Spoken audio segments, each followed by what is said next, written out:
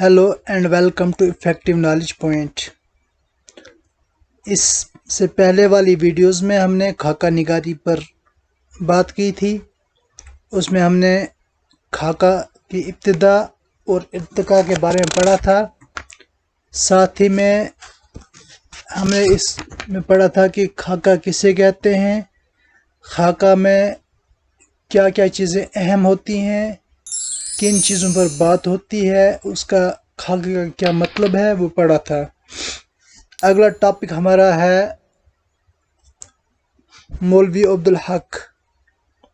मौलवी अब्दुल हक आपके निसाब में, सिलेबस में ये टॉपिक शामिल है, इसलिए इस टॉपिक को हम आज पढ़ेंगे। उर्दू खाका निगारी की तारीख में मौलवी अब्दुल हक का नाम बहुत अहम है। मौलवी अब्दुल हक का नाम उर्दू की खाका निगारी में बहुत अहम नाम है। इसे बाबाए उर्दू भी कहते हैं। 20वीं सदी के आगाज़ से ही वो इस सिन्फ की तरफ मुतवज्जा हुए थे और मुख्तलिफ शख्सियतों के बारे में लिखते रहे। आम तौर पर उन्होंने इस वक्त कलम उठाया जब किसी की वफ़ात की खबर मिलती। बाद को ये खाके चंद अहम उन्सर के नाम से 1937 में शाया हुए। किसके नाम से शाया हुए?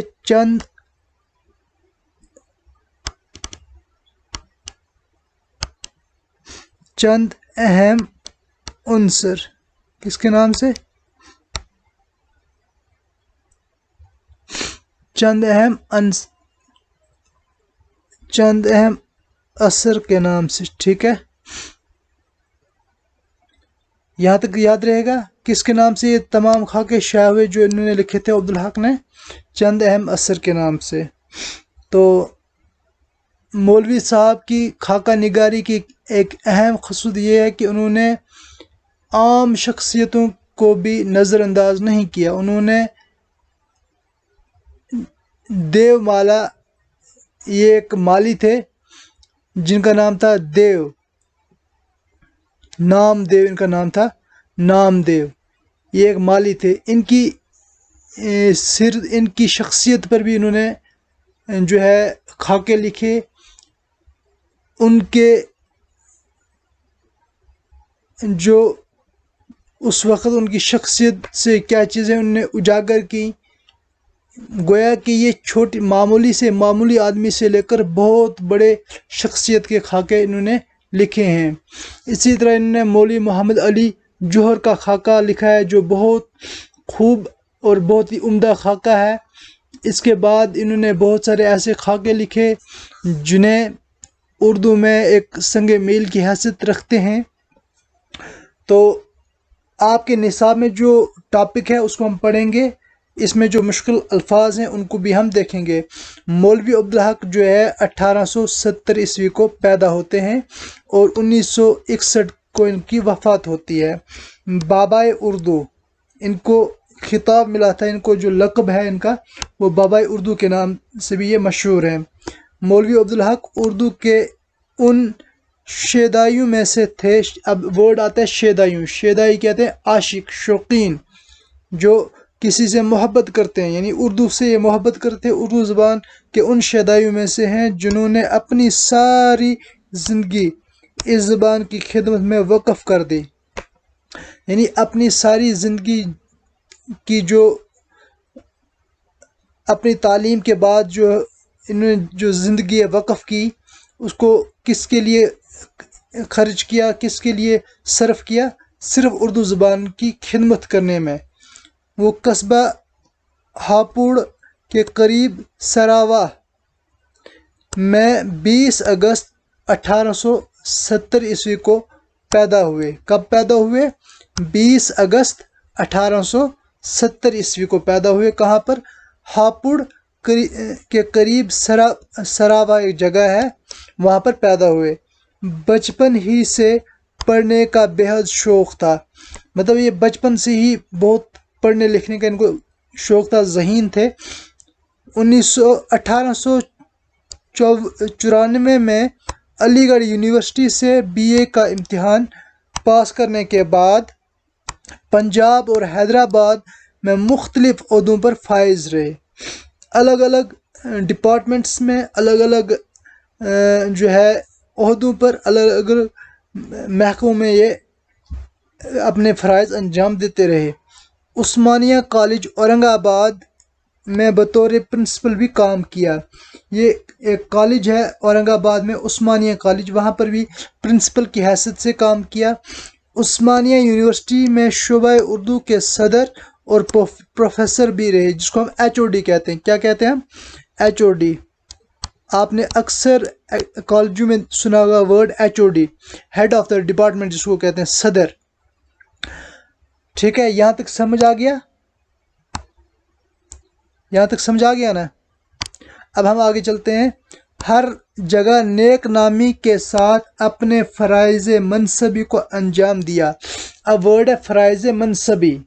فرائض منصبی وہ فرائض جو منصب یا عہدے کے یا محکمے کے روح سے ادا کرنا ضروری ہوتے ہیں. یعنی جس محکمے میں یہ رہے اس کے جو فرائض ان کے ذمہ تھے ان کو اچھی طریقے سے انجام دیا. انجمن ترقی اردو کے سیکرٹری مقرر ہوئے اور زندگی بھر اس ادارے کی ترقی اور کامیابی کے لیے جی جان سے کوشش کرتے رہے. ایک انجمن ہے، ایک یہ آرگنائزیشن ہے انجمن ترقی، اس کا نام ہے انجمن ترقی اردو. اس کے سیکرٹری بھی مقرر ہوئے یہ، کیونکہ یہ بہت ہی قابل اور لائق آدمی تھے، تو ان نے ہر جگہ اپنا جو ہے اپنے ہنر کو دکھانے کا موقع مل جاتا تھا. انہوں نے اس طرح سے انہیں جنرل سیکرٹری بھی بنایا گیا انجمن ترقی اردو کا. ٹھیک ہے، اور پھر زندگی بھر اس ادارے سے کی ترقی اور کامیابی کے لیے جی جان سے کوشش کرتے رہے. اب ہم انجمن ترقی جب پڑھیں گے ہم اس کے بارے میں پوری ڈیٹیل پڑھیں گے. اگر اس ویڈیو میں آپ کو اس انجمن ترقی اردو کے بارے میں پڑھاؤں گا تو یہ ویڈیو بہت لمبی ہو جائے گی، اس لیے ہم نے اس کے لیے الگ سے ویڈیو بنانی ہے. انجمن کی جانب سے مولوی عبدالحق کی ادارت میں ایک سہ ماہی ادبی رسالہ اردو، ادبی رسالہ کون سا ہے؟ اردو، جاری ہوا. انجمن ترقی اردو کی جانب سے مولوی عبدالحق کے لیے ایک کی ادارت میں، ادارت کہتے ہیں، ادارت کسے کہتے ہیں؟ ادارت کہتے ہیں ایڈیٹنگ کا کام جو ہوتا ہے، ٹھیک ہے، اسے ہم ادارت کہتے ہیں. اخبار یا رسالے کی ترتیب یا نگرانی کا کام، جسے ہم مدیر بھی کہہ سکتے ہیں اردو میں، یا ایڈیٹنگ کا، ایڈیٹر جس کو ہم کہتے ہیں، کیونکہ ایڈیٹر کی دیکھ ریکھ میں جو ہے کسی بھی اخبار یا رسالے میں جو خبریں چھپتی ہیں یا جو بھی مضمون چھپتے ہیں وہ اس کی دیکھ ریکھ میں ہی چھپتے ہیں. یہ ایک سہ ماہی کہتے ہیں 3 مہینے کے میں جو ایک بار جو شائع ہوتا ہے. اس رسالے کا، ادبی رسالے کا کیا نام تھا؟ اردو. اس کا نام ہی اردو رکھا تھا، جس نے تحقیقی، علمی اور ادبی میدان میں نمایاں کامیابی حاصل کی. تو اس ادارے نے، اس رسالے نے تحقیقی، جو تحقیق کے متعلق ہوتی ہیں چیزیں جس کو ہم یا علمی یا ادبی میدان میں نمایاں، بہت اہم کامیابی حاصل کی. ملازمت سے سبکدوش ہونے کے بعد انجمن ترقی اردو کے دفتر کو حیدرآباد سے دلی لائے. جب یہ ریٹائر ہوئے، سبکدوش ہونا، ریٹائر ہونا، اپنے فرائض سے خیر آباد ہونا، اپنے فرائض کو انجام تک پہنچا دینا. اس کے بعد انہوں نے کیا کیا؟ انجمن ترقی کا جو دفتر کہاں تھا؟ پہلے حیدرآباد میں تھا، اس کو وہاں سے منتقل کر کے کہاں لایا؟ دہلی میں لایا. انجمن کی لائبریری میں بہت سی نادر کتابوں کا ذخیرہ جمع کیا. اب نادر کس کو کہتے ہیں؟ عمدہ. ٹھیک ہے، بہت ہی بہترین کتابوں کا ذخیرہ جمع کیا. نادر، بہت ہی عمدہ کتابوں کا، اعلیٰ کتابوں کا ذخیرہ کہتے ہیں خزانہ جمع کیا. الہ آباد یونیورسٹی نے LL.D اور علی گڑھ یونیورسٹی نے LD.Lit کی اعزازی ڈگریاں دے کر مولوی عبدالحق کی مجموعی خدمات کا اعتراف کیا. الہ آباد یونیورسٹی نے کون سی ڈگری اعزازی دی؟ LLD، اور علی گڑھ یونیورسٹی نے D.Litt کی اعزازی ڈگری دی. یعنی یہ ڈگریاں انہوں نے پڑھ کر حاصل نہیں کی، بلکہ یہ جو انہوں نے کام کیے، جو ان نے انجمن کی لائبریری میں بہت سی الگ الگ کتابوں کو جمع کیا، اس کو دیکھتے ہوئے ان دو یونیورسٹیوں نے انہیں الگ الگ قسم کی ڈگریوں سے نوازا. یہ اسی لیے نوازا کہ انہوں نے جو ہے اردو ادب کے لیے بہت سارے کام کیے تھے. تو اس کا اعتراف بھی ہو جاتا ہے، اس کو تسلیم بھی کیا جاتا ہے. اقرار یا تسلیم کرنا، یعنی یہ دو یونیورسٹی ان کے کام کی حوصلہ افزائی کے لیے ان کو یہ اعتراف بھی کرتی ہیں، اقرار بھی کرتی ہیں. ٹھیک ہے. آزادی کے بعد پاکستان چلے گئے. آپ نے اکثر اردو ادیبوں کو دیکھا ہوگا، جب 1947 میں ہندوستان کا بٹوارا ہو جاتا ہے، ہندوستان، پاکستان اور بنگلہ دیش بنتا ہے، تو وہاں پر پھر کیا ہوتا ہے، بہت سارے ادیب جو ہے وہ پاکستان ہجرت کر کے چلے جاتے ہیں، لیکن خاطر خواہ قدر نہیں ہوئی. پاکستان میں جا کر ان کی جو قدر ہونی چاہیے تھی خواہش کے مطابق، یعنی انہوں نے جو کام انجام دیے تھے ان کے مطابق ان کی جو عظمت ہے، ان کی جو عزت ہے، وہ وہاں پر نہیں ہوئی. 16 اگست 1961 کو کراچی میں انتقال ہوا. اب آپ کو سوال یہاں آ سکتا ہے کہ مولوی عبدالحق کا انتقال کہاں ہوا؟ مولوی عبدالحق کا انتقال کراچی میں ہوا. اگر تاریخ کا بھی پوچھ لیتے ہیں تو آپ نے 16 اگست 1961 یاد رکھنی ہے. تو ان کی پیدائش کب ہوئی تھی؟ ان کی پیدائش ہوئی تھی 20 اگست کو.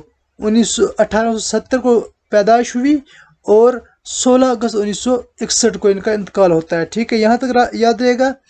مولوی عبدالحق ایک محقق، سوانح نگار، زبان دان، لغت نویس، قواعد دان، صاحب طرز انشاء پرداز تھے.